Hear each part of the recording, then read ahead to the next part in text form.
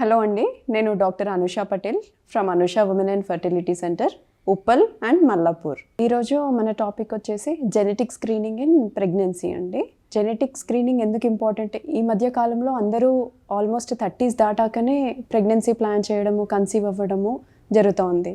So 30s దాటాక pregnancy వచ్చాక అందరికీ బాగుందా అంటే లేదు. ఆల్మోస్ట్ మోర్ దెన్ 50% వాళ్ళకి ఫస్ట్ ప్రెగ్నెన్సీ, సెకండ్ ప్రెగ్నెన్సీ కూడా మిస్క్యారేజెస్లోకి పోతున్నాయి.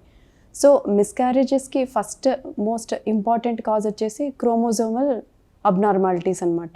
సో 30s దాటాక ఏమవుతుంది అని అంటే క్రోమోజోమ్ ప్యాటర్న్ చేంజెస్, దాంట్లో ఎంబ్రియో డెవలప్మెంట్ ప్రాబ్లమ్స్ ఇవన్నీ వస్తున్నాయి. దీనికి మనకి చేసుకోవడానికి జెనెటిక్ స్క్రీనింగ్ అనే టెస్ట్లు ఉంటాయి.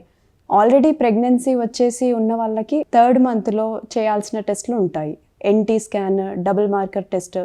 ఇప్పుడు కొత్తగా వచ్చేసి NIPT టెస్ట్, అంటే non invasive prenatal genetic screening test వస్తుందండి. దీంట్లో ఏం చేస్తారంటే జస్ట్ మదర్ది బ్లడ్ టెస్ట్లో ఎలా చేస్తారో మదర్ నుంచే బ్లడ్ శాంపిల్ తీసుకొని దాంట్లో బేబీ యొక్క DNA గురించి పరీక్షలు చేస్తారు.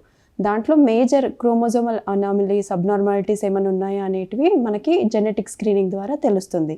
దీనివల్ల మనము జనుపరంగా అబ్నార్మాలిటీస్తో పుట్టే బేబీస్ని మనం బిఫోర్గానే గుర్తించుకొని డెసిషన్ మేకింగ్ తీసుకోవచ్చు.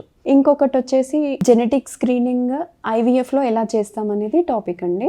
IVF పద్ధతి జరిగాక ఎంబ్రియోస్ ఫామ్ అయి ఉంటాయి కదా, ఎంబ్రియోస్ నుంచి కొన్ని సెల్స్ తీసుకొని వాటిని మనం జెనెటిక్ టెస్ట్ చేస్తాం. దీన్నంతా ప్రీ ఇంప్లాంటేషన్ జెనెటిక్ స్క్రీనింగ్ అంటాము.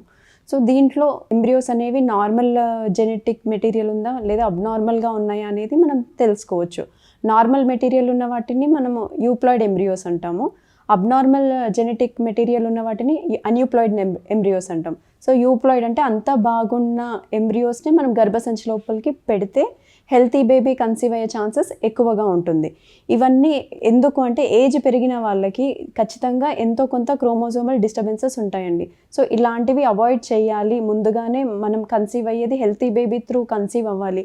లేదా ఇంతకు ముందు 2-3 అబార్షన్స్ అయిన వాళ్ళకి కానీ, లేదా ఒక 10 ఏళ్ళు 15 ఏళ్ళు అయినా కూడా కన్సీవ్ కాలేకపోయిన వాళ్ళకి IVFలో PGT స్క్రీనింగ్ టెస్ట్ అనేది చాలా ఇంపార్టెంట్.